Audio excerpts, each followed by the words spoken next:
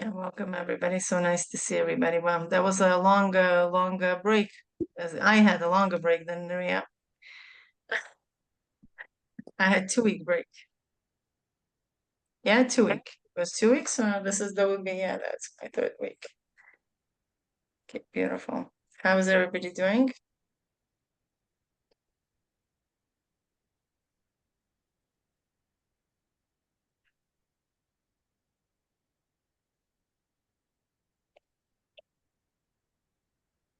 Yeah, everybody's good.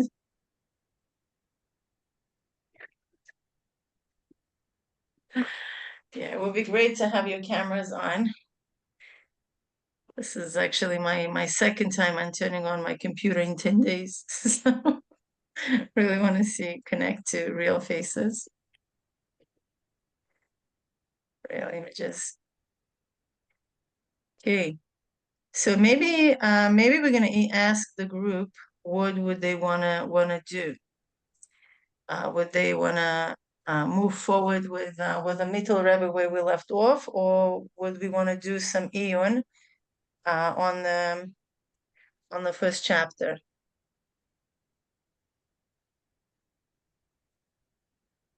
Where do you think like you need more, you know? Or we could do both also. That's an option.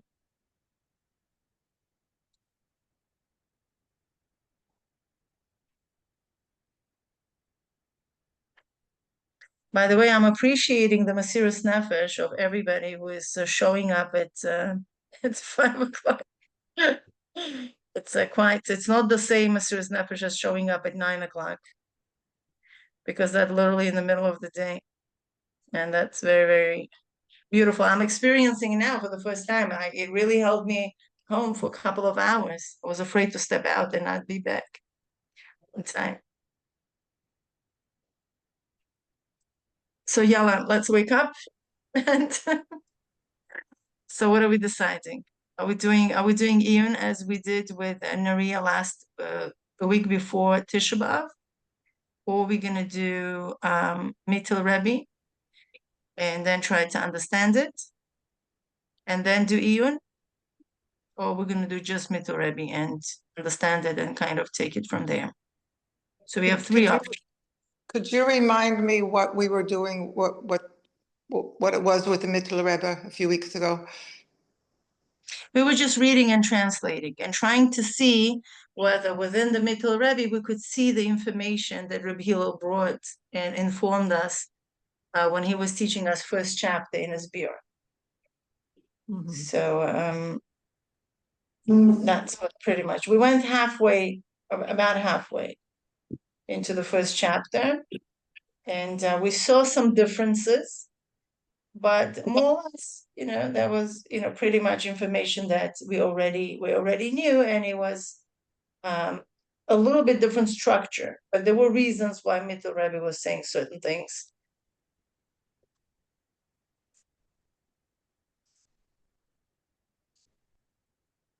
So what are we doing? Let's make a quick decision, because otherwise it's just going to be like Look, let me try and simplify it the way that I see it. The two options. The one is we'd started a number of weeks ago to read and translate the Mittel Rebbe's chapter 1. And then we got diverted because we realized that in order to understand the Mittel Rebbe's chapter 1, we had to remember pretty much what Reb Hillel had said in chapter 1. Otherwise, you kind of get lost in the Mittel Rebbe. So we went back last week, 2 weeks ago, when it was just when Mila wasn't here, and we went through the worksheet, where I just asked you to kind of remember what is Koach HaMaskil, what is Chochma, the 3 levels of Chochma, 3 levels of Bina, 2 levels of Das Elyon, and that's kind of what we went through. So we can, if you feel that, now you're ready to go and understand the Mitzvah Rebbe, we can just go straight to the Mitzvah Rebbe. The other option is to do an Iyun exercise, because I saw on the chat, actually it was Tzivia. Tzivia, you mentioned that you said you did Iyun into Tanya, and somebody, it was Sarah Ginsburg, said to you, like, what does that mean? What did you do? And it occurred to me that perhaps, like, even though we've spoken about it, perhaps people do not have a good sense of, like, what is Iyun? What does it mean to do Iyun? So we have done this once before, but a long time ago, where we took one paragraph and I took you through the 3 stages of the Iyun process, as I understand them, based on my experience and also based on the previous Rebbe. But it would mean going back to something that we've already looked at in chapter 1 of Reb Hillel, and just kind of going deep into it and really doing an Iyun process. So Mila and I were just discussing this. Should we be doing that? Or should we just be moving forward and go and do the Mitzvah Rebbe's chapter 1? So this is what we're asking you. What do you feel you need at this point in order to be more competent in your own process with the study? Do you want to go forward, or do you want to kind of stop and go a little and go deep rather? So now we need actual answers. Go for the Iyun in chapter 1. Okay, that's Nechama. Severe. I'm kind of curious to go into Iyun in the Mittler Rebbe's, like in the beginning of however much we've done, to do that by Iyun. I don't know if that makes sense to anybody else. It's a little bit difficult to do Iyun on the Mittler Rebbe, because an option. He's very kind of stream of consciousness. It's not organized into like a paragraph where we can take a paragraph and let's just do it on like one idea. That's why it's easy to do it on Reb Hillel, because he's organized it for us. Okay, but at the same time, we also need to keep in mind that we could sit on a first chapter for a very long time, and it makes my life personally much easier, right? Okay, so we're just gonna review it again. But at the same time, in order to go deeper, we also need to go wider. When we dig a hole, we don't just dig, deep. You also need to have a bigger shovel for deeper work. You can just go with a needle, with this the twig. It's not happening. And a lot of frustration could be built because there is no broad knowledge of certain things. So there isn't many tools with what to dig deeper. It's not like a bigger shovel. And a lot of times, it's a lot of times, yeah, you move forward so you could move backwards with a bigger shovel. Yeah, it's like this process of going constantly back and forth. And reviewing first chapter shouldn't be like a torture. Like it should be, oh, this is something easy, something I know, and I could review it easily. And also, I mean, it's a lot of chapters, so I'm like adding a little shot of espresso. As espresso is like, to go a little bit more, express, because after all, it is a lot to learn. And if we're going to be sitting on one chapter for 2 years, it's a little bit, yeah, because you see, I want to kind of a little bit, anxious. I don't want to use the word anxious, to push to the 3rd chapter, because the 3rd chapter has a more context to do Iyun on. Like, he's giving us 4 mashalim on different ways on etzem v'hispashtos, and 5 mashalim on helam v'gilui. right? Of how the light of Hashem is actually manifesting in this world and creating in these two very diverse ways. So that provides a lot of context, and each mashal is already something to really do iyun on. Yeah, it's like a whole baby, each one of them. And it's like you could really, it has like a whole completion to it. Up until now, it's more preparatory work for us to kind of get a certain understanding of Seder Ishtalshalos. And now the third chapter, it's more of the quality of the light of Hashem versus just the stops, just the kalim. You know what I mean? So, and it's like kind of an interesting stuff. So, as a teacher, I know motivation is the number one. There's only so much you could do with the willpower.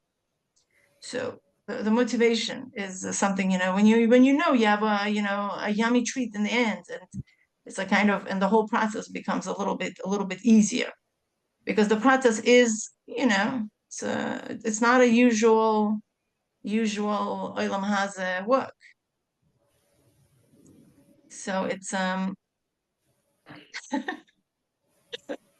it is your choice. However, I do understand that, if you're missing certain information and you want to dwell a little bit more, but all that I'm just saying, we could maybe do 1 or 2 classes, but please review the material. Just, I don't know, make a chart, make a whole long line and just remember them. Put it on your refrigerator. I don't know, print out some of our, Mila, the point about doing an iyun exercise is not about knowing this information more.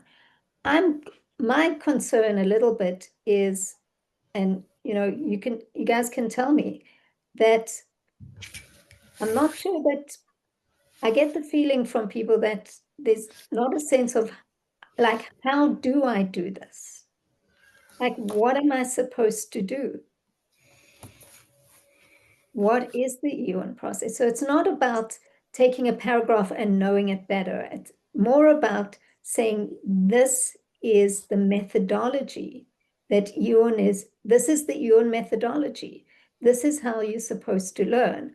Okay, it's maybe not the, it's an example of how you can do it. It's not the only way. Everybody really needs to discover their own way. But this is the basics of iyun, that you start with, you do this, and then you do that, and then you do that. There are 3 stages in the iyun process. Beautiful, but at the same time, I hear that. It's great. But I think we've been on this first chapter for so long. It's like, and it's such a technical chapter. We could do it, but it's like there's no variety. Like, for example, when a child starts learning Gemara, right? Just giving you an example, right? In the Cheder, the kids comes and learn Gemara. It's true, it's important that they know all the words and they know the translations and they know the structure of the sugya and all that stuff. It's very essential. But at the same time, the more sugyas the child will learn, the more he'll understand the structure of the sugya. It's true, you could take one sugya and sit on it for like a very, very long time, and he's going to be bored out of it, because not interesting. How long can you sit on the same thing, if he's not getting it? So let's give 10 sugyas. And now he has a variety where he could, out of 10, he has a rachav now. Out of 10, he's going to discern the principle of how sugya is built. Do you understand what I mean? Like, it's just like, I guess there are 2 shittas in learning. This is just my little conversation with my husband also, who also likes to learn everything in detail, blah, blah, blah. But from seeing the kids, and sometimes for different kids, you need different things. One kids, they need that, very slow, very thorough.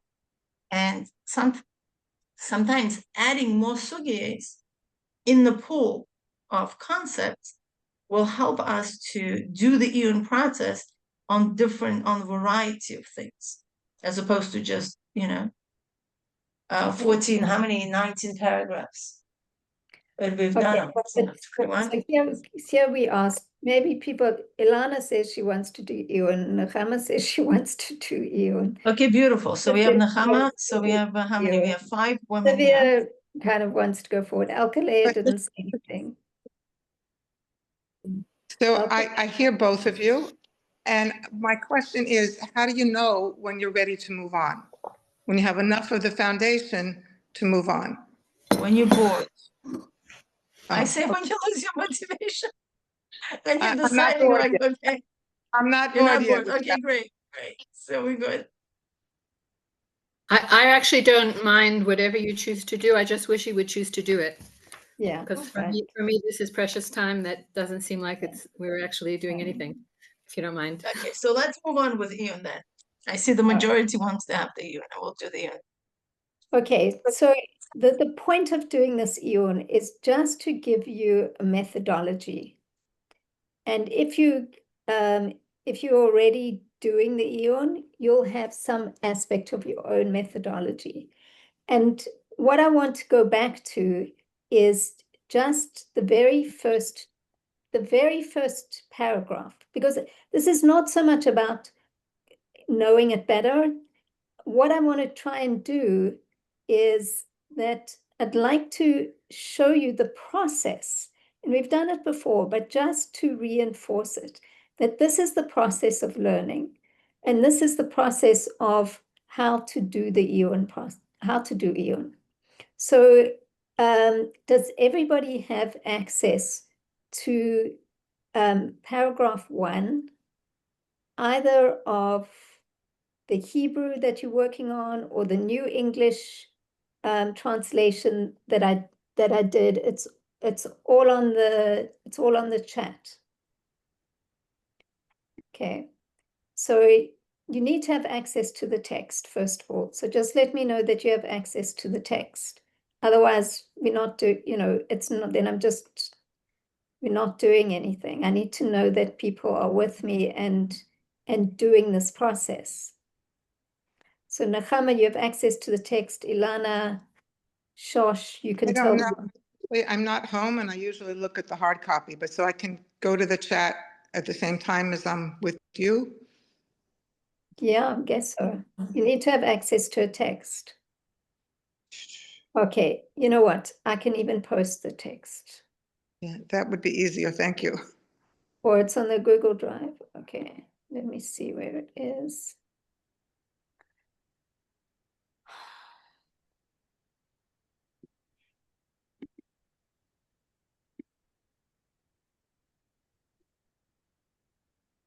I'm just going to post the English version of the first paragraph.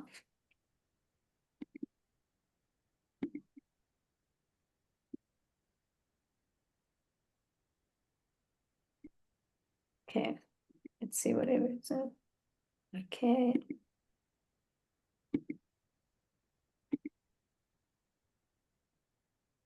Okay.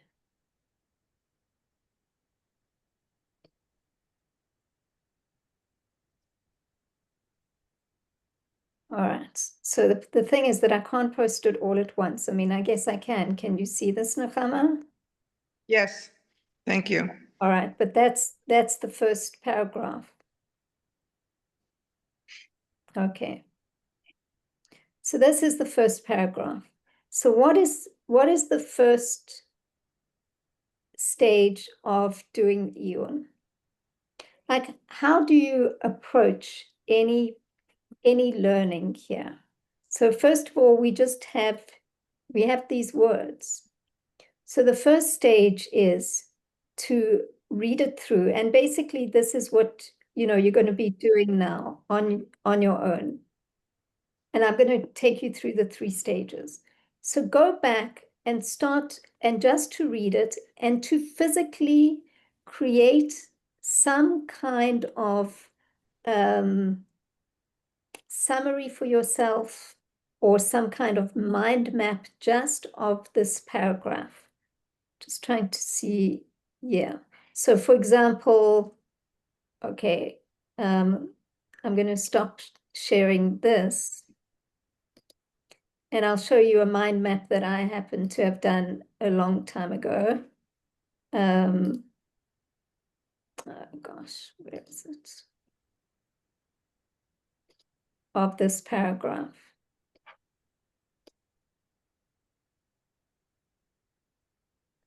I mean, this was just part of my process.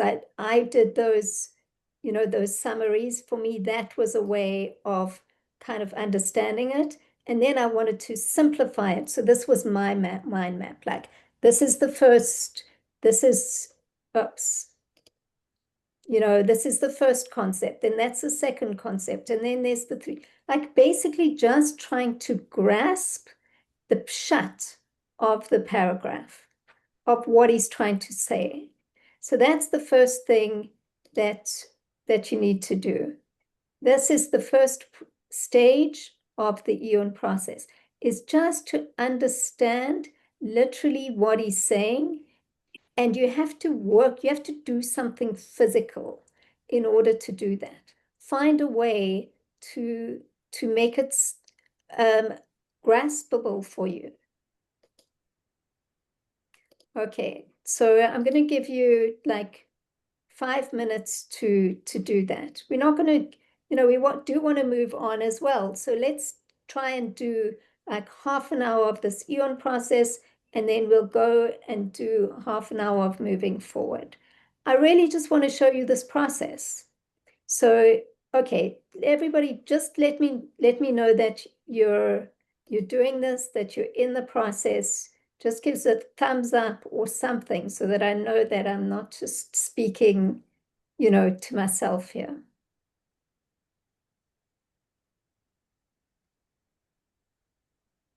So put something in the chat. Say you're doing it. Okay. I can't access the chat, but I'm doing it. All right. Great. Thanks.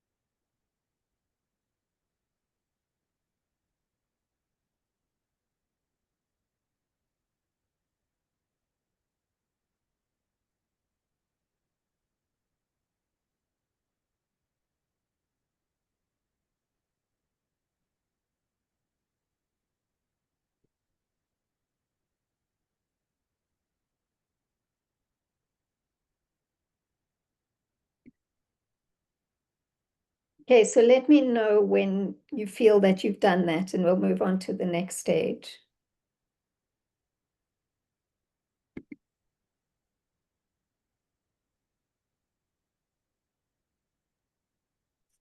I mean, I feel this particular paragraph personally is something I could spend a very long time on. Just by repeating and repeating and trying to, I mean, what Eon means to me is taking that concept and just going with it again and again and again.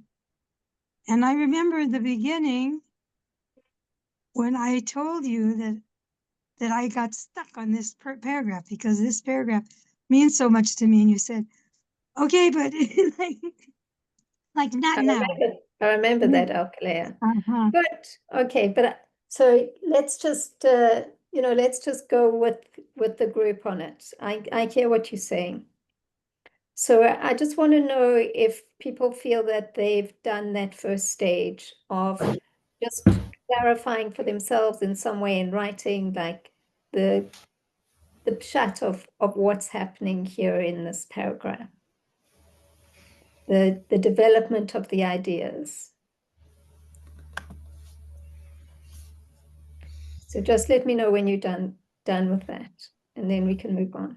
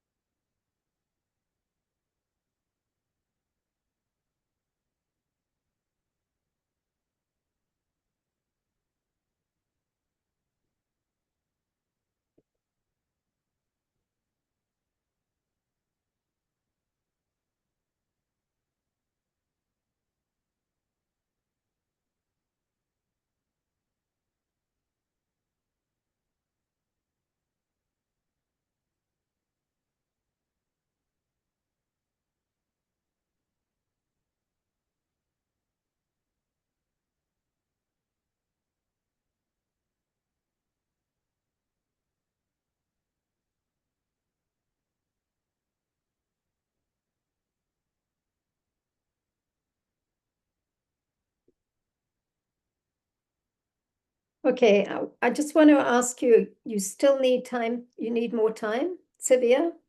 You ready? What? I typed done in the chat a long time back. Oh, However, okay. Sorry. I'm naturally doing Ian on this because of all the time waiting, and I have new questions and new insights. Okay. So that is the next stage is, okay, so everybody, sorry, I didn't see that. Okay, the next stage is that you need to close your eyes and teach it to yourself. And write down your questions, because this is when basically what you're describing is, this is when you start to understand it enough to have questions. You start to see what you don't understand and what you're missing. So now this is what the previous Rebbe calls being able to talk about it at length. So the way that I translate it is close your eyes and teach it to yourself. Like go through, and then you'll start to see where you're understanding, where you're not understanding. So this is stage 2. Close your eyes and teach it to yourself. And when you're missing things, you can look back at your summary, but go back and forth. And we'll do that for like 7 minutes.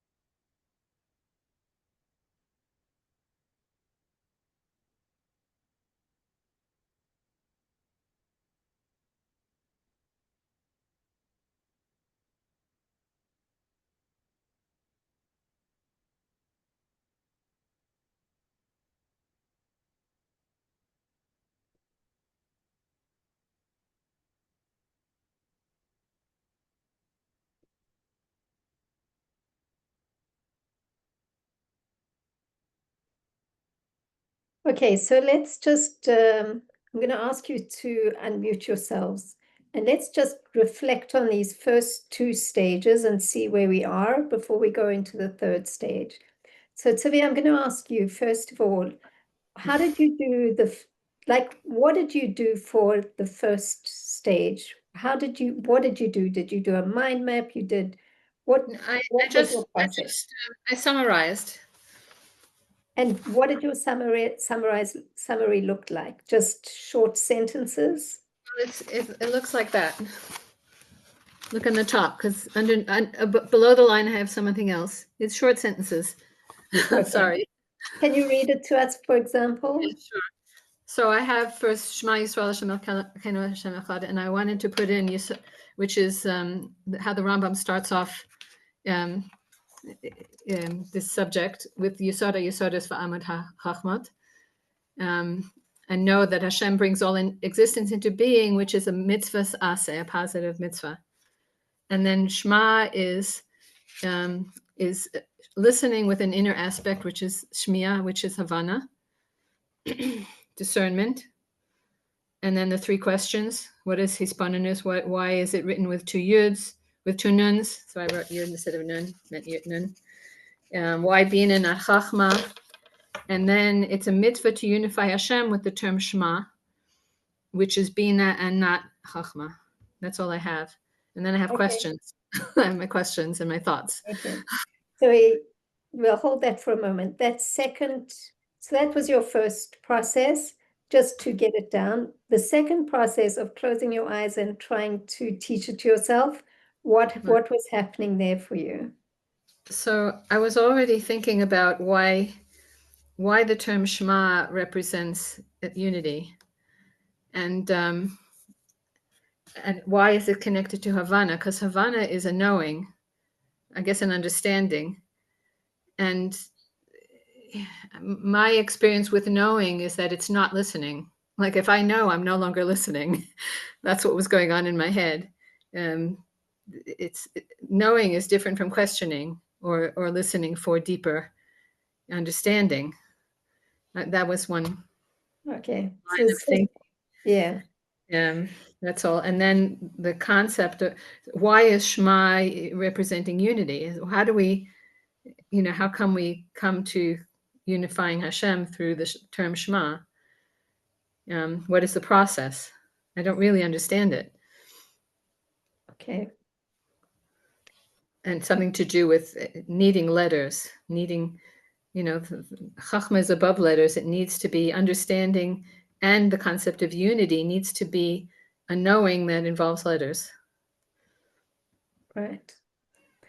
Okay, so do you feel like it's like you're starting to get into the Rochav?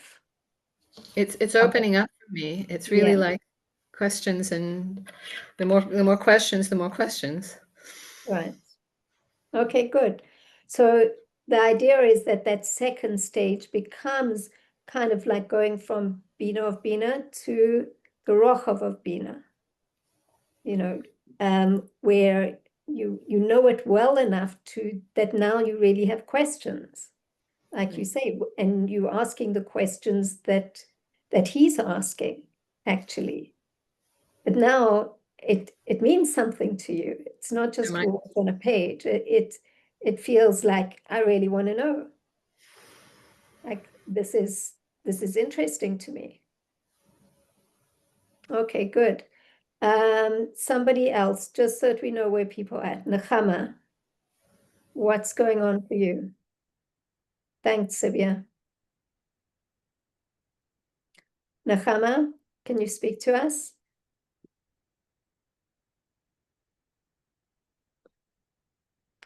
Okay, somebody else. Elana, you're on camera. Speak to us. You need to unmute yourself. Yeah, you need to unmute yourself. Okay. So I started with the Rambam's what he said, Yisod HaYisodot. It comes out to spell Yud Hey Vav Hey, which is really amazing. I never saw that before. I mean, even though I did see it before. But it's just interesting that it spells Hashem's name, Yisod HaYisodot ve'amud HaChochmah. Well, Nachon. amazing. But he says that it's to know that there is a primal God, okay, who brings existence all into being. Okay, so I got that. But then there's this idea that God is one, and it's not just, we're not hearing with our ear, we're hearing, we're understanding. And then the next page, then there was this thing, why I didn't understand why we have a double noon, except to emphasize that this is an important thing to do, the Hisbonenus. And then there is, and then I have a question. Is it time to ask the question now? We're opening it up. I'm not necessarily going to give answers, but I want to hear questions, because that's the process. That suddenly when you start to understand it, then you realize that you have questions. Right. So it says that, okay, so the not only hearing, but to have Havana brings you to know between good and evil and true and false. And then I was wondering, okay, if God is one, how is it that we true and false? Oh, okay. Because those are two, good, evil, true, false are opposites, but God is one. So I've heard that there's such a thing as there's no evil, there's only good. That's what, right? In Breslov, they say there's no evil, only good. Okay, that's what comes down from heaven, only good. Okay.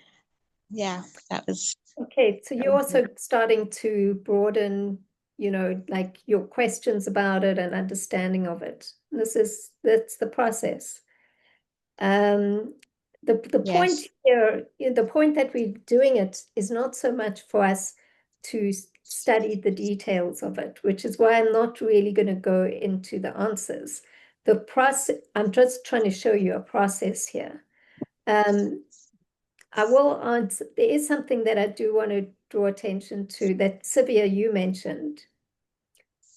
Sivia, where you spoke about knowing. So knowing is das. It's not Bina. So that's where there's a deeper question here that Mila likes to ask, is like, if all of this is the foundations and pillar of wisdom is to know that there's a primary cause, and in the Hebrew it's das, then why are we doing it through Bina and not through das? Never mind Bina, not through Chochmah. So they're deeper questions that come up. But just when you stay with the Hebrew, you'll start to see, that it's very specific. Knowing is das, and understanding is Bina, and Chochmah, is more, like we say, without letters, it's more higher level of intuition. Okay, so really as I said, the point here is not for us to answer all these questions, but to bring them up, to show you that when you start to do the Iyun process, that it's this process of doing birur. And that's what we say, one of the things that Iyun does. It's like you start to understand what you don't understand. And that's the important point here. So I want to take us into the next level of the Iyun process. It's a little bit hard maybe to do it without answering all the questions that you have, but we're going to try it. Because in a sense, what I've been taking you through is the two lower levels of Iyun, which is Bina of Bina, where you're just learning the Pshat, and then the Rochav of Bina, where it's opening up, but you have to know the Pshat really well in order for it to open up, because otherwise, what are you broadening if you don't know, literally, you don't know it well. So then the third stage goes into what we call histaklut. And you can only do this when you've gone through those other stages. And with the histaklut, what I want you to do is to once again close your eyes. And this time you're not trying to teach yourself the pshat.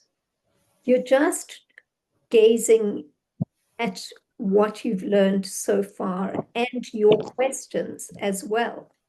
And you just let your mind wander through those things. You're not trying to do anything. You're just kind of gazing at it and see what comes up for you.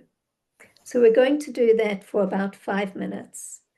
And the idea is just to really just to, meditate on it. Somebody, Maria, I'm sorry, I hate to interrupt. I just managed to unmute my microphone. So can I ask a question before you start? Sure.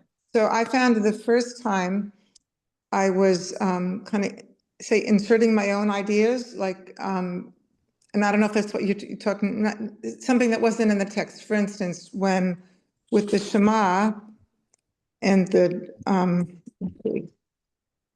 it just came to me in the middle, this is all about bittul, because if there's no bittul, then you can't even do the Havana. But that wasn't in the text. So is that part of just what you were just describing, or is that in the first stage, or you just stick to the words that is in the text and go with that? What you have to kind of mediate how much you're bringing in your own things and how much not. The idea is really in the rochav that maybe more things come up, looking at it from different angles. But in the beginning, you have to make sure that what you're doing is listening to what he's saying rather than imposing what you already know. Because especially as women, we tend to do that. And then we never learn anything new. Because we're always saying, oh, I know what that is, or it's not what I know. And so that's the bitul in the beginning, that's the bitul of the Bina of Bina, is you just want to listen to him.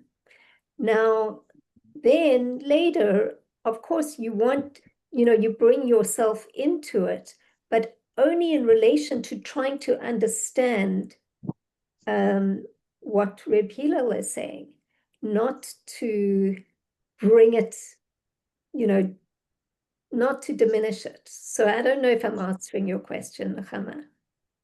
Yes, I think so. So does that mean, we've learned this many times now, so that each time you're doing it, it's like it's brand new? Because I don't know if it was my own ideas that I was bringing before, but what I got out of learning it previously. Okay. So do we do it each time as if it's the first time?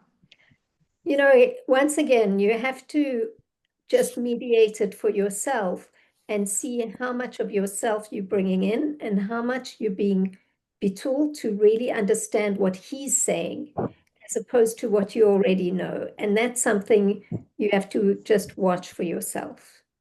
Mhm. Because that is know, the whole process. Yeah. Okay, I mean, maybe it was the second time I was having just visual images of like a triangle coming down, of it being one and then the other way. And so this is beyond the words.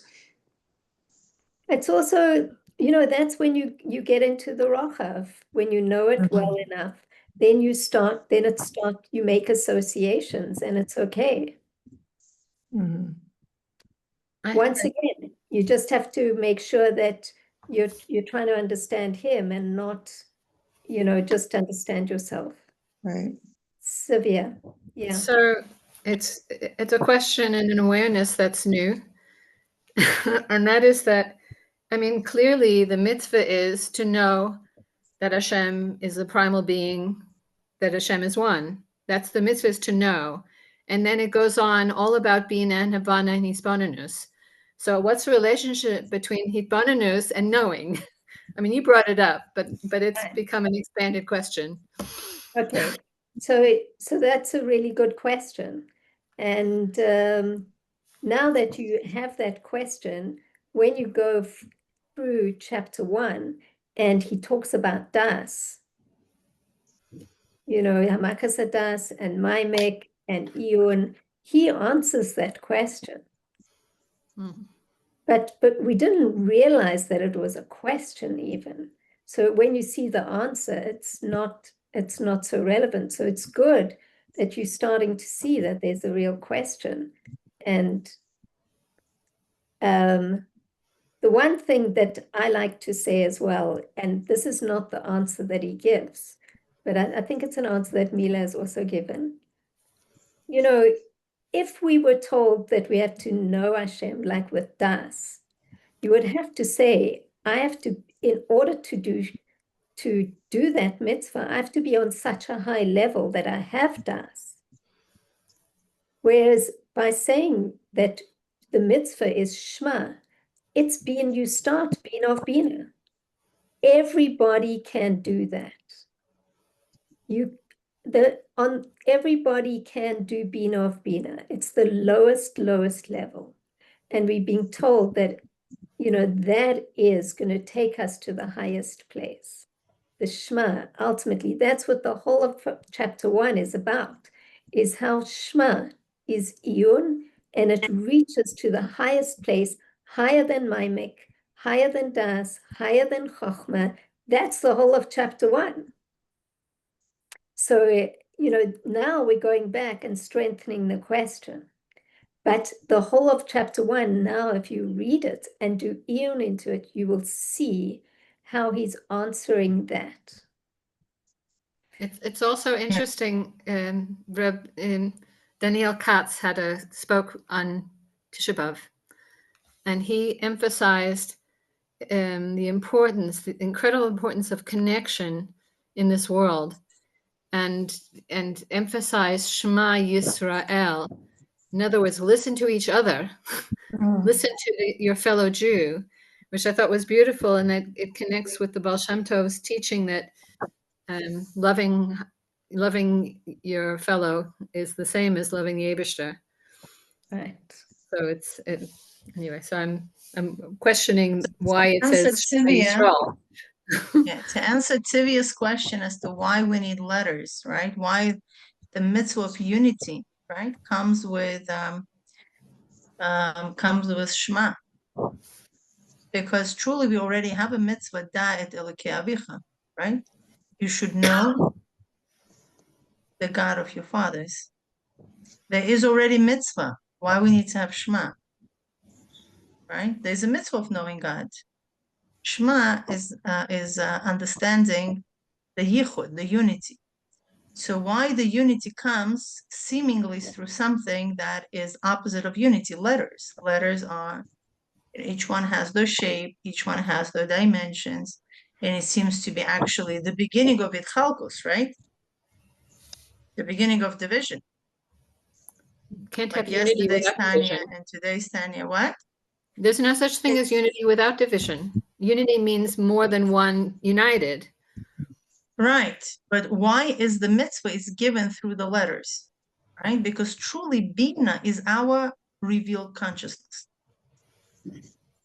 We cannot be given a mitzvah that we don't have access yet with. Like Das is already a developed faculty. It's an emotional connection, right? When we are born in this world, in the body, and we are raised without, and our consciousness actually developed by somebody else, which are parents, right? We have no bechira chavshus at that moment to make any decision. So how fair this could be for us, Hashem giving us a mitzvah of something that we're not even aware of. We don't even have a circuitry in our brain, right? Because our consciousness was developed by our parents, number one, and then by our society, the town that we live, and the people, and the teachers and everything else, and the friends, and so on and so forth. So how can Hashem give us a mitzvah without giving us the tool and ability to perform this mitzvah? of Yichud Elokus, right? So that's why it begins with the lowest level, which are the letters, Oisies. Shema, it's our open consciousness through which we operate. Bina is a revealed thought. It's not subconscious mind, it's a conscious mind, right? So we accessing this level because this is our basic operational level. So the mitzvah of Yichud begins on the basic operational level because that's something that we can connect to on a conscious level. And through this, it becomes a stepping stone for something higher than consciousness. Right? As I shared on Reb Hilo's Yortzeit, Yud Aleph Menachemav, right? Few, sentences where Reb Hilo says that Dafka through Hisbonenus, and we know what Hisbonenus he means, right? Through the Hisbonenus that explained in Shari Yechud, which we're learning right now. This is through your conscious thought. You are building Kalim to the revelation of your Yechida. So as boring as this may sound, this is like, whoa, you are literally building Kalim, right? Because why Yechida is not revealed? Not because there's anything that prevents it from being revealed. Yechida is not revealed because we don't have Kalim that could contain the Yechida. Yechida is not, there's two types of Helam, right? There's a Helam Amastir and Helam Anelam. Right? Hamastir, there is something, there is some kind of kalipa, something else that prevents this light from shining. That does not apply for Yechida. That applies to midas of our, godly soul, that the body is, not refined enough for it to shine. But Yechida could shine anyway, there's no problem. The only reason why Yechida's revelation doesn't stay in this world is because there is no keli that could contain it. And over there, Rabbi Hillel says very, very clearly, with Mittel Rebbe actually, also says this, that how you build the Kela for Yechida is through Hisbonenus, is through Bina. And we know why, right? Because chapter 1 makes the connection between Yesh Nifrat to Yesh Amiti. Remember that whole Yesh? Right? Yesh situation. Yesh, Ayin, Yesh. Remember, this was like later paragraphs of chapter 1. And this is just what it is. This particular Yesh, which is our Yechida, and Yechida is not in a state of Ayin. Yechida is a full higher consciousness. It's a consciousness of Hashem, if we could say that, right? That's a very true Yesh. And how you build a Keli through building your Hisbonenus and the needed circuitry in our brain. Because Hashem is everywhere. Why don't we feel him? Because we don't have receptors. There is no receptors in our brain that could accept this frequency. The Hisbonenus process is about using letters and words to describe or to contemplate, and it's the letters that become the kalim. Mm-hmm. Because these letters of the Rebbe, about it. If we can talk about it, then it's manifest. If we can't talk about it, it's still unconscious. Is that what you're saying? Am I getting it? What I'm trying to say is that you asked why letters, right? Why Yichud comes through letters, right? It could be through a vision. Vision doesn't have letters yet, right? It's Chachma. Why? The mitzvah of Yichud is through letters. Because this is our conscious mind. If we want to be, because it's about God, it's not about a knowledge. It's not about being an intellectual, knowing concepts about God. It's about experiencing God. If we are not experiencing God in our lives, it's because we don't have circuitry in our brain. There is no tvuna in our brain about godliness. So, Hashem is broadcasting, right, himself to us right now. And we don't have receptors, kli Kabbalah, to accept in our conscious mind and consciously experience God. So thinking is it with words? Thinking Exactly. about God, so when I'm God is with about words. this, thinking about it, I'm thinking about it. I am bringing that revelation of Hashem that's right now being broadcasted. And the reason why I'm not getting it It's simply because I don't have Kli Kabbalah. There is no Keli that I could accept it. Right. So the only, and in the neuroscience, everybody's saying about abundance, about health, all these things that the world is, talking about all over. It's simply because there is no circuitry in the brain. That's it. That's the only reason why we don't manifest what we want to invest in our life. It's not because we don't have access to it. It's simply because we have no idea what this vibration is about. We miss it. The world is abundant, and yet there are so many people going hungry. How could that be? So they are not on that vibration. Hashem has his vibration right now being broadcasted, right? That's how this whole world is being created, through Hashem's vibration, through Hashem's speech. And yet we miss it completely. We only see the chitzonius of the chitzonius, and that's where we think this is the world, but there's so much more to the world. So Right. what I'm trying to show you here, like so that you experience it in a small way, is the beginning of building a vessel. Just these first two processes is the beginning of the Eon process of building a vessel. And you see, just from the way that you've engaged with these letters, there's a beginning of an opening. You have questions, and questions are vessels for light as well. So there's this broadening. And now, really, we want to go into the next level. If it's possible for us to do it, we'll see. I mean, it really takes more time and more of a process, but let's at least try it. Where now you have you have these letters, you have these ideas in your head, you have questions, and now let's just go for 5 minutes into the process of just histaklut and see what comes up, and ask your questions and see what comes up. And so now this is just going into, let's say, we'll see what that experience is for you. So you're not trying to teach yourself the pshat, but now that you have all these ideas and all these questions and all these things going on, just close your eyes and let these ideas just come up and see what comes up for you. So we're going to do that for 5 minutes. And yeah, but the only thing is, don't try to bring down a conclusion. This is very essential. Just keep it, like non-conclusive, just looking at things. Like envision you are, in Sfasa and you're looking at this beautiful landscape. You're not trying to buy a property there.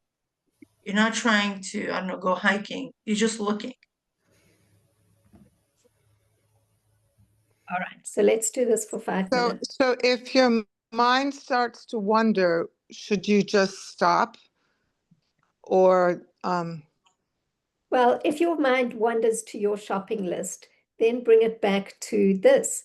But the idea is that now, you see where your mind will wander, but based on based on this, you have to just use your common sense when to see how far you wandered, you're wandering off. But it can bring you to other ideas. And, which is okay then, if That's your okay. mind wanders Yeah. within the context. absolutely. This is where you let your mind wander. So let's do this for 5 minutes. Okay, and you need to do it with your eyes closed.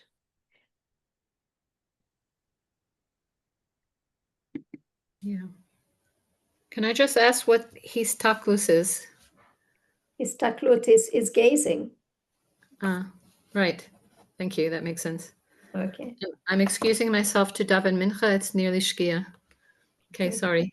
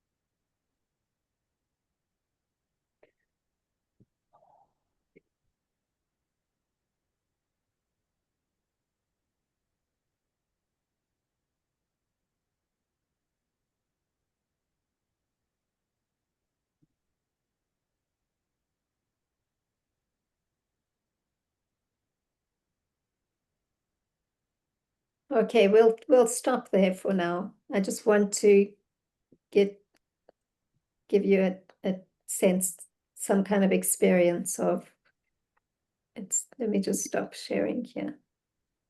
So, Nechama, can you speak to us? Like, what came up for you? Was that a different process? You feel a difference in that process to what you did before? Yes, well, the question I asked helped. So I was aware when I was going like too far off into my own thing, when to bring it back.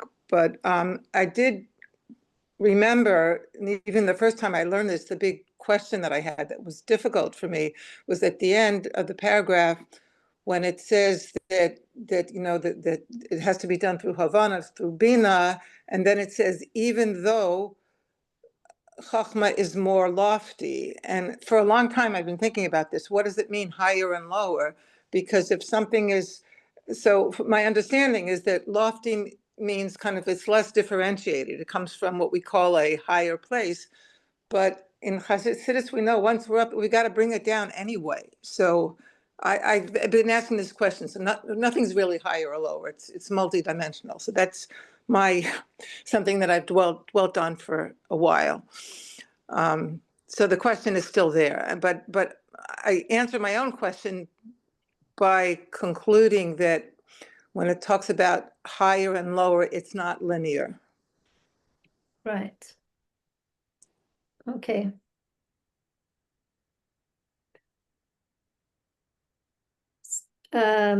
Okay, well, I'm going to come back to that maybe, Nechama. Sarah, I saw that you were doing it. What can you speak to it? You're muted. You weren't here for the whole of the process. I don't know when you joined, but you can unmute.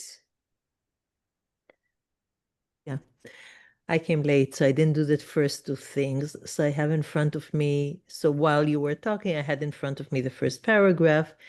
And then with the histaklut, I was just thinking about a building that I see the yesodot, and knowing that this whole building is standing on these yesodot. And we're not talking about these yesodot, we're talking about the yesodot, something even deeper than that. And to know that this is so, so, so essential for this whole building to stand, לידע שיש שם מצוי ראשון, to know that there is, how essential it is. And בדרך השלילה, בדרך השלילה, like on the negative side, חלילה, we see what happens when that yesod is negated by people. So it's like a building without nothing, yeah? And then I was just thinking about the preciousness of, if you're talking about istaklut, I didn't know what to do, so this is what I did. The preciousness of what Hisbonenut is, and like how much I could say about myself, how much I really want it. I just have to find the time. Yeah, so that's me. Okay, good. Let me ask, thank you, Sarah. Miriam, do you want to speak to us briefly? Yeah. Okay. Yeah, what came up for me strangely was something about a caretaker and my relationship to Hashem. If he is a caretaker, it's not a very personal relationship.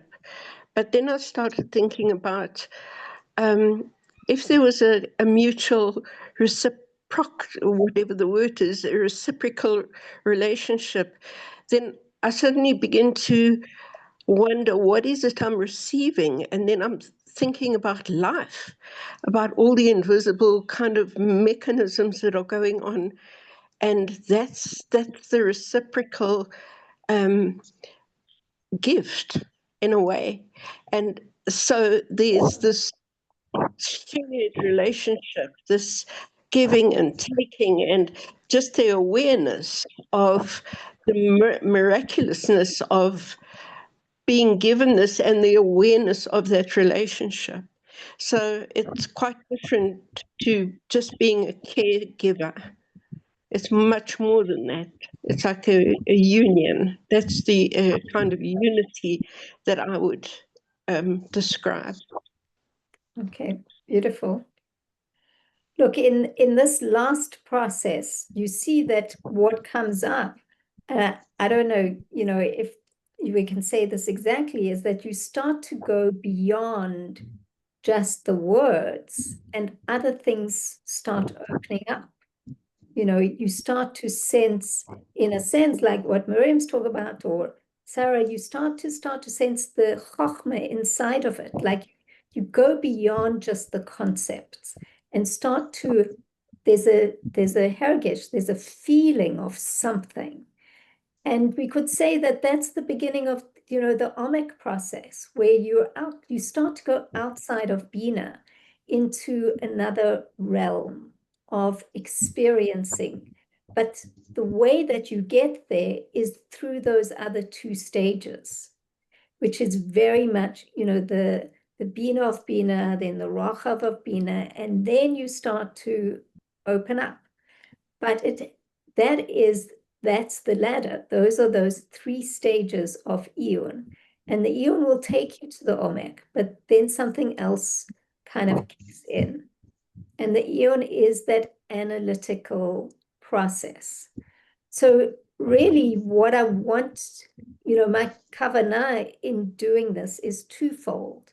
The first thing is hopefully that you will have experienced these three stages in the Iyun process and know what they are so that you can go and do them with each paragraph.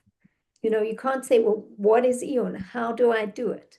You start off, you read it, you write a summary, just learn the pshat.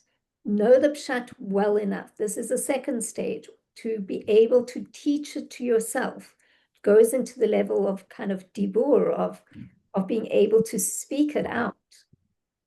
And then you go into the realm of pure thought, more like into the omek space. And these are the three stages, these are three basic stages of Iyun. And just to give you that experience, hopefully you had that experience by doing it, of how it shifts in your brain and also how suddenly it becomes interesting. All of you were engaged suddenly and had questions, and good questions and deep questions. Maybe, questions that, you didn't even see before. And that's the Iyun process, is to engage with these ideas. And that creates vessels in your mind to go into another space. And that other space could be like Miriam just described, where suddenly she's, thinking about her relationship with Hashem and what it means, and something will come up. That's actually, I believe that there's a certain, when you do this, that's where you start to touch the oneg. There's a certain oneg in that process. There's a certain pleasure in that experience of opening up your mind. And like Sarah, you say, suddenly you realize that you want more of it. And without that foundation, there is no foundation. So, okay. So really, I want to get feedback from you on a literal level, because we're not going to do this again. This is the second time we've done it. To say, like, Nechama, other than, the particular experience you had here, do you think you can replicate this? Do you want to replicate this with the rest of the learning? Do you feel like, now I know what Iyun is, in order to go and do it? Nechama. I think I would need a little more practice. I'm not, I guess what would be helpful, if you could just briefly outline the steps to read over. You mean to write it up? Yeah, just like a like a step by step, yeah? Yeah. Like step by step, like now 1, 2, 3. So one of the things I'm wondering is, Is it natural to take these concepts and when you meditate on them to see, well, where's that in my own life? Or is that too emotional? I mean, is it supposed to, that's what it seems to me, that you want to internalize it. I start thinking about what's going on with me right now. You know, Is that a distraction? I think there are two approaches. The one is to really stick to trying, because Nechama, you keep asking this question at every level, really, because this is what we are used to doing with Chassidut. We're used to applying it. We're used to making a bechen, saying, you know, how can I use it in my life? And with this kind of teaching, you know, with this kind of learning, it's supposed to be avodat hamochin. So there's a level at which we don't want to do that too much, because as I said before, then you tend to not learn anything new. And the pure form of this learning is to understand what he's talking about more deeply. Now, obviously, there's going to be an overlap of where I do come in because I'm the one trying to understand it. But it's not so much, and you could say, like, for example, what Miriam was talking about was personal application. But that sometimes comes in when you go into that meditative state. But that's not necessarily the purpose. I mean, the way Miriam described it is that it's about talking about a Shema. You know, how far off are you going? Are you going to, and you have to calculate it for yourself. But at the end of the day, what you really want to try and do in this process is understand what he's saying more deeply, not what you already think you know. So you have to find a balance. So what I hear you saying is that if you really understand on that level what he's saying, that ultimately it's going to filter down into our lives without us even consciously trying to do that. Right. Absolutely. And it will change you. But the moment, you know, you take the teaching and change it too quickly, it can't change you. So the Iyun process, yeah, you have to try and stay with it as much as possible, but, you know, don't be obsessive about it in terms of, you know, because sometimes it can just open you up to your, you know, to a deeper understanding, like it, you know, I feel like it did for Miriam or for Sarah, you know, where there is an application, but it's part of what he's saying. It's expanding you, and it's, you know, you're not like making it the teaching smaller. You're staying. Well, you could at the same time apply it in other areas. I think that's what Nechama is asking. She's asking, can I use this skill in other areas? Not to take the concept that are being taught here and use that in other areas, but the skill to use in other areas. But I don't understand why there are other areas. I mean, if we're going to make a dira b'tachtonim and bring everything down and live our lives as Torah Yidden, then everything is applicable. No, what I'm trying to say is that, for example, let's put it this way. We were learning about tvuna, right? The tvuna is that through the process of iyun, yeah, and reaching Omek HaMusag, one is able to apply the concept or the principles of the concept in other areas. That's one thing. The other thing is the skill of Hisbonenus. To be Hisbonen in general, we could be Hisbonen on anything. Do you know what I mean? Like, it's not only on this concept. anything, yeah. Let's say you're walking down the street, something that I was sharing with Naria. I was walking on Shabbos, and I was just like looking at this beautiful view of Tzfas, and it was exceptionally beautiful. And there was no me at that moment. You know, I was just literally gazing at this beautiful landscape. And that's it. This is the state of ayin. How did I know that I was in that state of ayin? Because I was not aware of myself at that moment. I was just enjoying the scene. I didn't want to hear, you know, all the people who were walking before me or after me. When there's a group, there was a lot of talking, very important things. I didn't want to engage with anything. I was just walking and looking. Okay. And at one point, what ended up happening is that as I was sitting in a shul davening in the same state, somebody asked me, "Oh, Mila, by the way, you know, we're expecting you to tell something." And at that moment, I kind of like, you know, woke up from my dream. I'm like, well, there's nobody to tell anything. You know, I was like, what am I saying? I was completely empty. Completely. There was not one thought. It was Tu B'Av. What a beautiful day. You know, there's so much to say and blah, blah, blah. This is Hisbonenus. I realized that as somebody asked me a direct question, to teach them something. And I'm like, teach them what? Who is teaching? There's nobody there. I'm observing. Yeah. So now you could use that. That was actually a very good place to be, because after that, I felt there was new things were coming up that would never came into my mind before. Because if we constantly engage our conscious mind without going unconscious, we're always going to bring the same aura. We're always going to bring the same light in. We never allow ourselves to actually expand and just to look.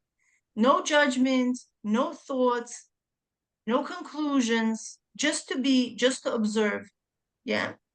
Now, Nechama, you live in the beautiful surrounding, right? You're surrounded not by Brooklyn slums. I've been living, I didn't go out of Brooklyn slums for like 15 years.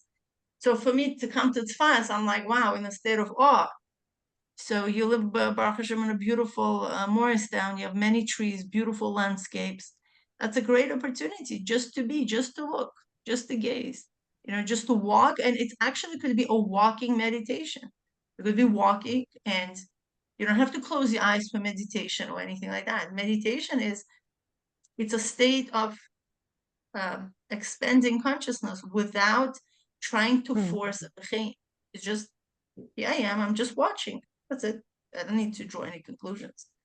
I have a question. Sure. If I understood correctly, I really came late and I apologize for that. What I understand is that what we are going to accomplish is the widening of the vessel. Is that correct? What do you mean? Yeah, exactly. So I want Because, to tie yeah. it. So I want to tie it with the Rebbe's Sikha that the Dvar Malchut, I think, for Va'etchanan, that to see in whatever happened, the negativity, the Shabbat Nachamuit, everything, that this is widening the vessel. Is that connected somehow? Can we say that widening the vessel through Hisbonenut can spare us negative occurrences for doing 100%. the job? First of all, I'll answer you in two ways. One, there's a famous Zohar that whenever a person is in a state of tzimtzum, sadness, he brings down dinim into the world. Right? And it's actually, Rebbe shares that in a beautiful sikha about Purim. Why did Esther invited Achashverosh for a second feast? Doesn't make sense. You already have the king, you already have the Haman.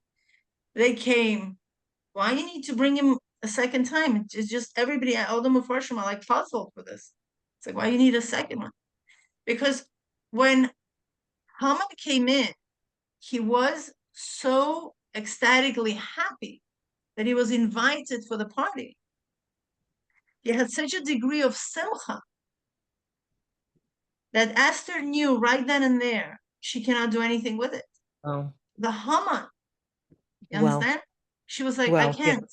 No matter, I Wow. will say it's failed. I know it because he is Wow. in elevated state of Wow. emotion. She said, you know what? Let me see. She invited him for a second time just to leave room for Hashem to do something. She felt, you know what? Let's postpone it. Let's see what tomorrow will bring us, right?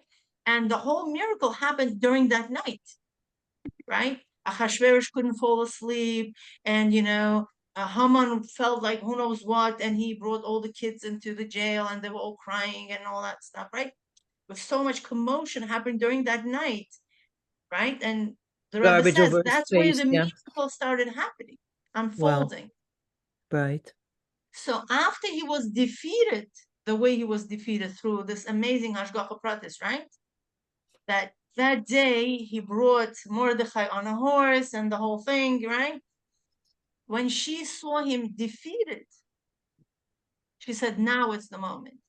Right. Even Wow. a Russia, if you think about it, Well, had, the way Hashem created the structure of the world, that even a Russia in a state of simcha, in a way, is invincible. It's like, wow.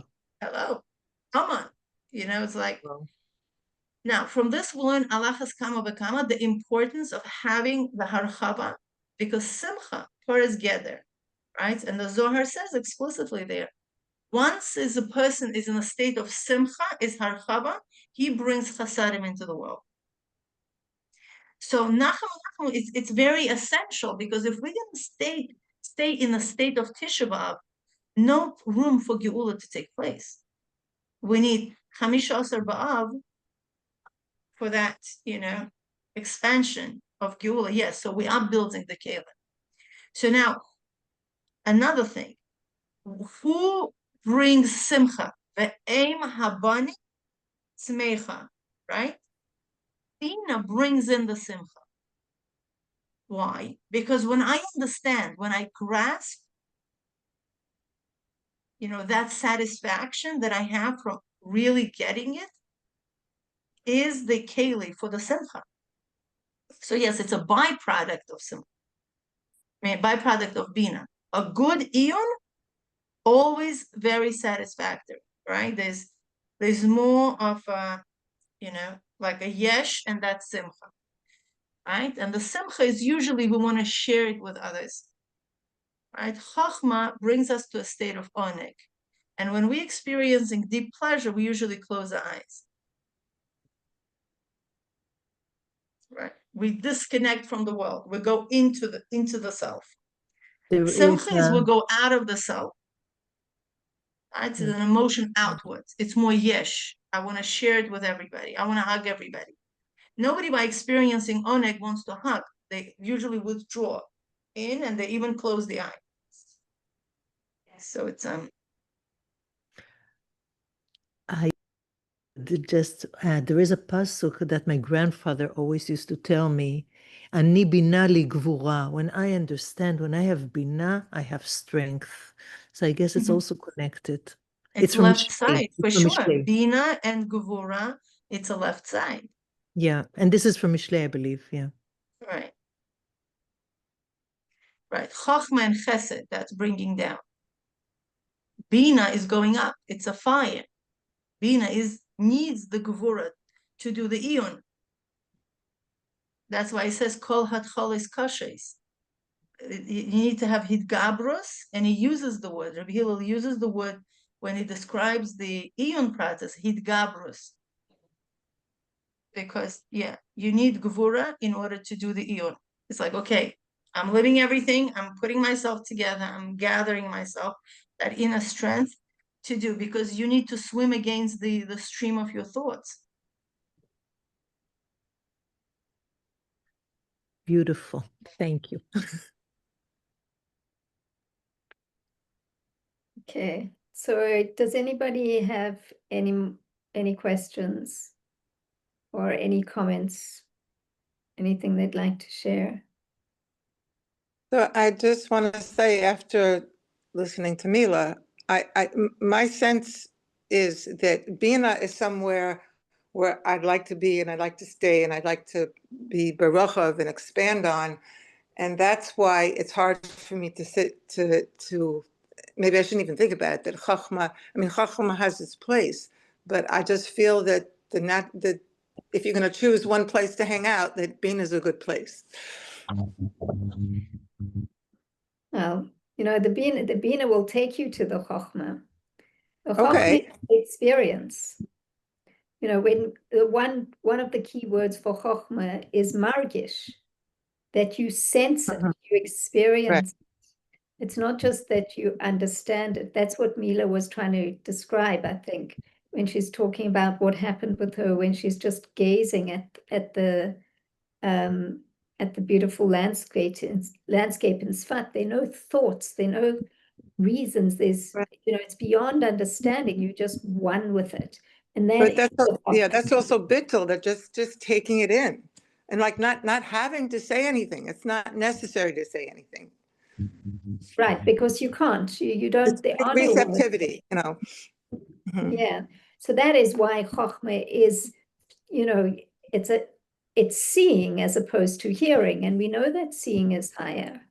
It's like, you walk into a house and you see it, as opposed to if somebody describes it to you, it's much more vivid. It's an experience. So the question is certainly there, like why are we not supposed to, unify Hashem's name with that experience of Chochmah? Why is it Bina? And that's really what he explores. So it is a very real question. And he explains why how Bina reaches to a higher place. And that's how Hashem created it. Because, anyway, to get to the Chochmah, you have to go through Bina. Can I have a quick question. I'm going to turn on my video. Still saying Tehillim, and it's dark. I'm thinking about Miriam's comment about how it's bringing out her relationship with Hashem, and the idea of Havana or Hisbonenus within a relationship makes me think of something that's very strongly my love language, which is to be understood. Like if I love somebody, if I care about somebody, and I like a mother thinks about her children, like a Rebbe thinks about his Chassidim. The Frierdiker Rebbe speaks about it in Likutei Devarim, about thinking of another person and the power of thinking about another person. And I'm just wondering about Hashem is like, it's part of having a relationship with Hashem is to think about Hashem, just like we want Hashem to think about us. Right, to contemplate, to what's true about the Eibusher, knowing. That's a knowing. Like when you get to know somebody, it's because of Hisbonenus in a way. I want to know all about you. That means I'm thinking about you. I'm contemplating about you. I'm giving you time. I'm gazing at you. I'm just thinking that this makes it very, very relevant. Yeah. And actually, the commentators say that on that first halakha. It's the very first halakha, is that it is our job to know Hashem. And they said, like, how can you make that a commandment? And they say it's basically, it means that you study Hashem, just like you would study a person. You get to know Hashem. And that is the Hitbonenut process. I'm getting to know you and understand you. And, of course, with Hashem, it's much larger than a person, but that's how it is. And, that's where we posted that very cute video by Y.Y. Jacobson, where he says, there are 3 letters to Shema.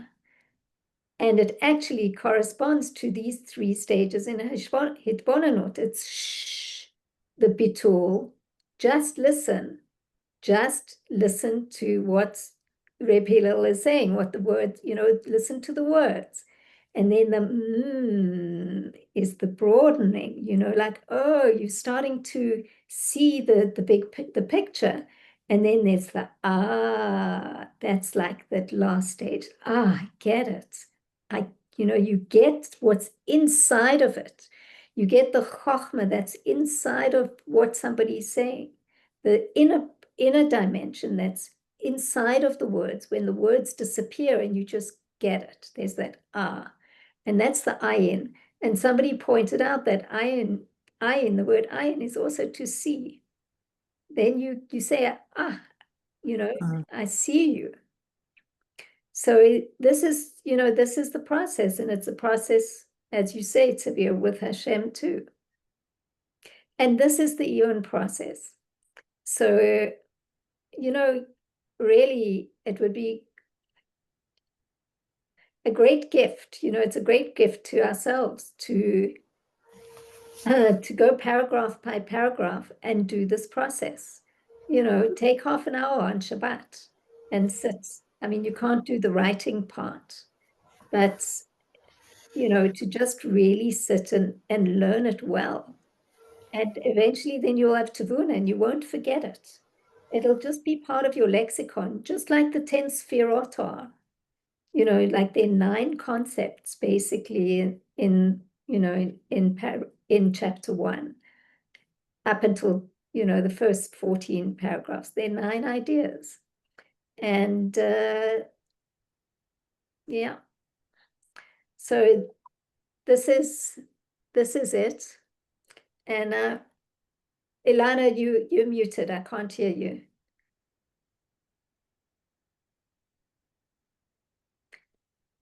I don't know where Mila disappeared to. Let's see. Oh, her battery died. Okay. Ilana, you can unmute yourself. You're still muted. You're still muted. I can't hear you.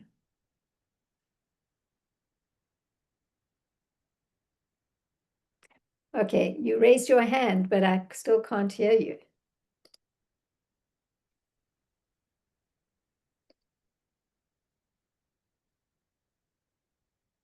You're muted. Okay, while she is muted, I'm going to say a few words.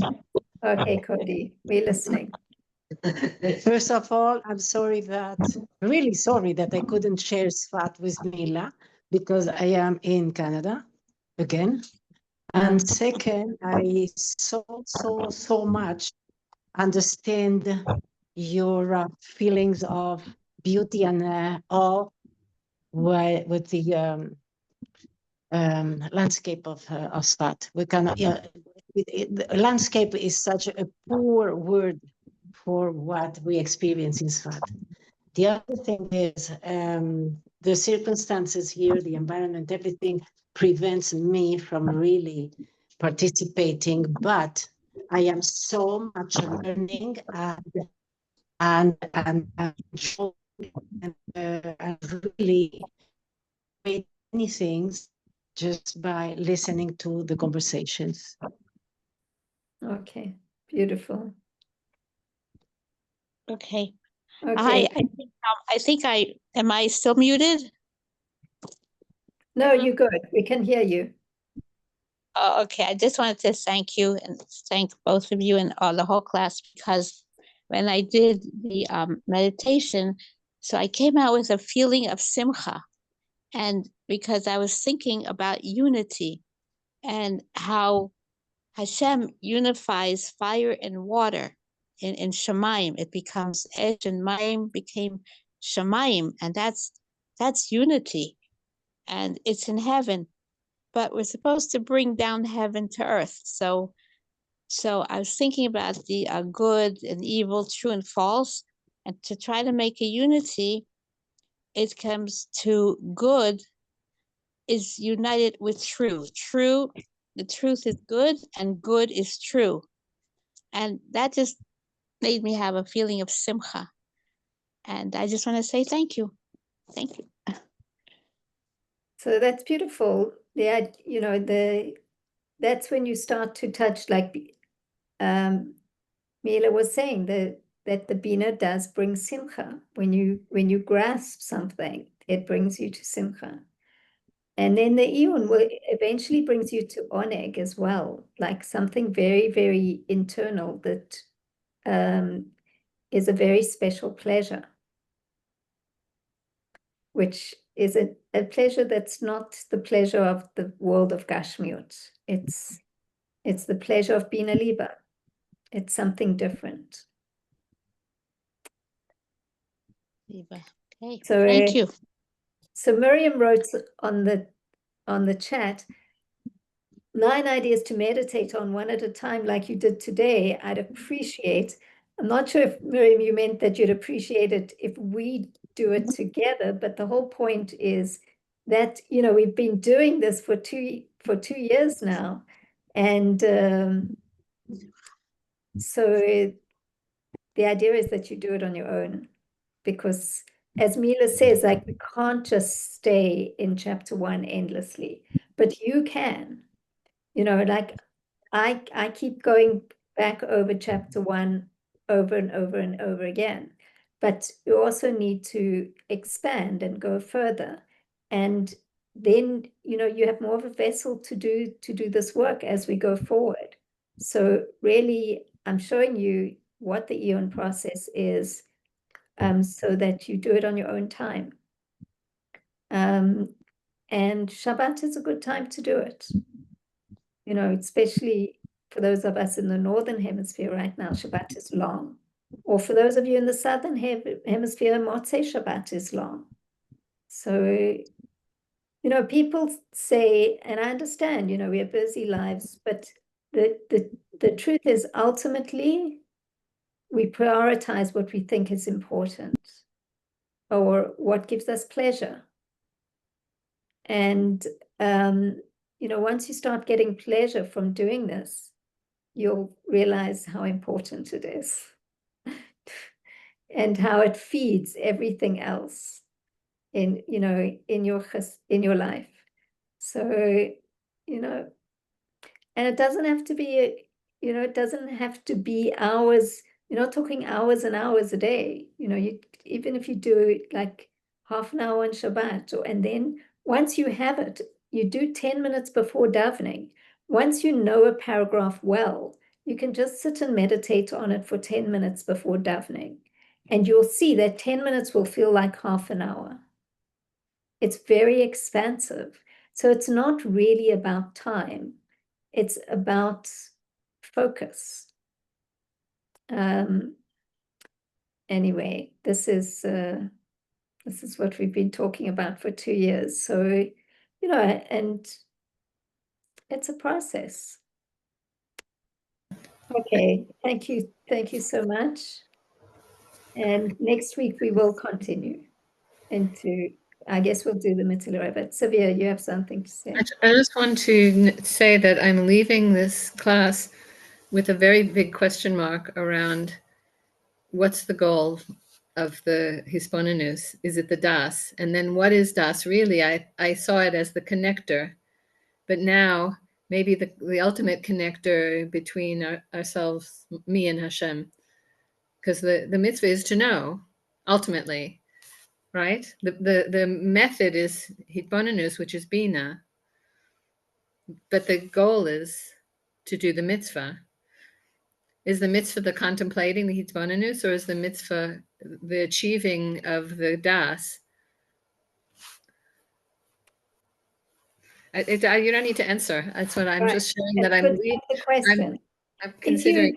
If you do Hisbonenus into chapter 1 with that question, you'll find an answer. Do you have an answer? You don't have to tell me what it is. I'm just curious.